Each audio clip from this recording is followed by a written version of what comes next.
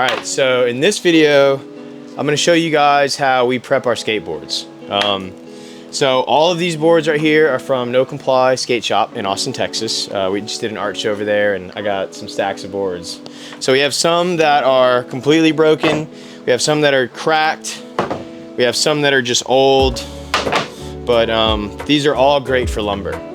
But if you look at all these skateboards, so they all have grip tape on them and they all have paint on the bottom and they have stickers on the bottom.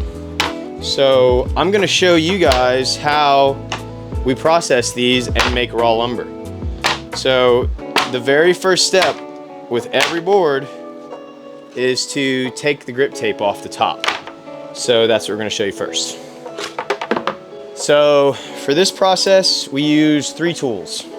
We use a dowel, we use a heat gun, and we use a razor blade. So we first start with the heat gun. We take this, and then we'll heat up the grip tape on the nose or the tail, whichever end you choose to start on. So we have to heat this up, and the main purpose is just to warm up the adhesive on the backside to where we can peel it. So once we do this for about 20 seconds,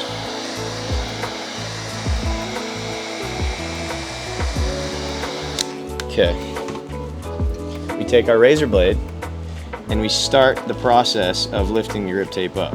And sometimes this is really easy and sometimes this takes a while.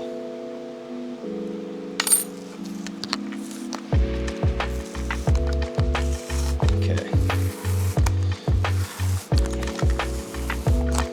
So once we have it started, we'll come back with our heat gun.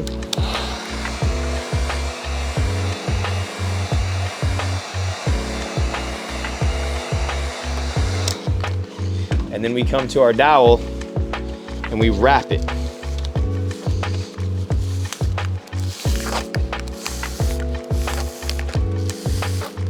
And once you get it to where it's kind of catching, we come back to the heat gun. We want to heat as we roll, very slowly.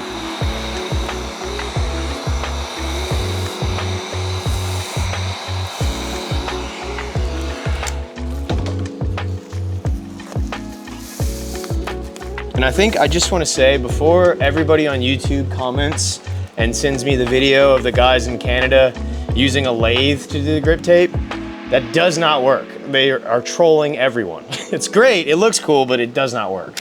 You're gonna end up ripping grip tape 99% of the time.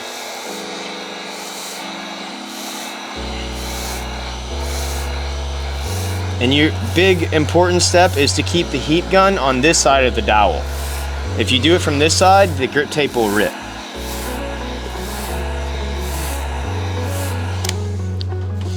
If it starts to rip, just like this piece here, we try to peel it. All right.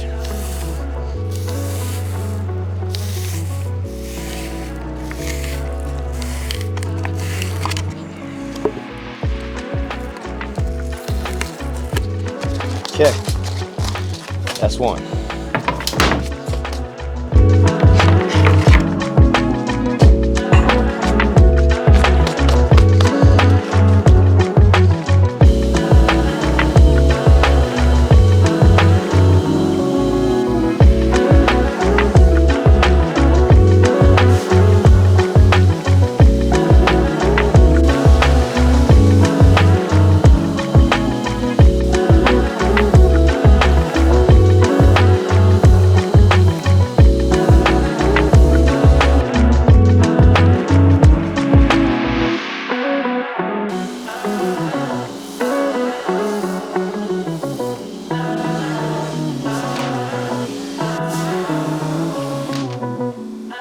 So we got our boards de-gripped, and now it's time to angle grind the top coat, all the stickers and all the paint off the bottom. And the way we do it is, you can use like a workbench with a clamp, but we found the easiest thing to do is to screw into this sawhorse from the top through one of the bolt holes. then that secures it where it won't be flying everywhere. And then from there, we use an angle grinder, a 4-inch angle grinder with a Holy Galahad. So this thing is made by King Arthur Tools. They're not a sponsor of mine, so this isn't to shout them out. I'm just showing you guys what works for us. But yeah, this is what we use, and we found that this is the most effective thing for the longest term.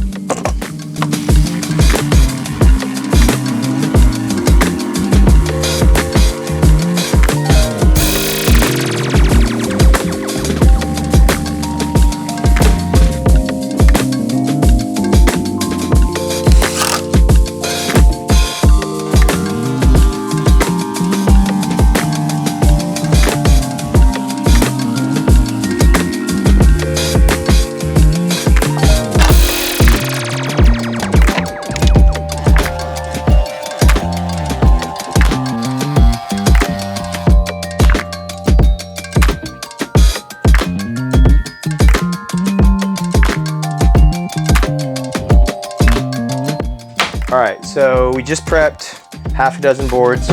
Normally I glue them in stacks of 15, but for the sake of showing you guys what the process that we do, we're gonna do 6.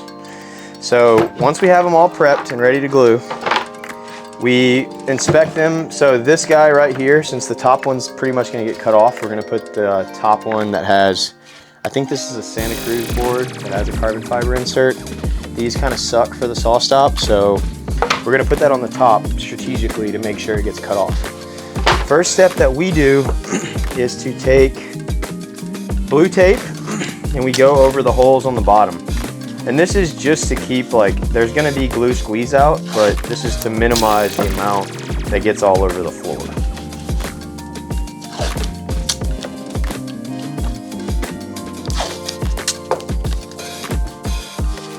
Alright, so once we have that glued,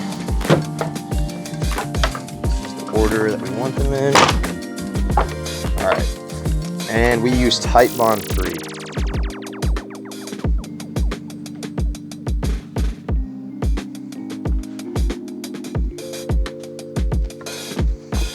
We've got glue on there. We'll spread it using this little trowel. I'm gonna make sure every piece of it.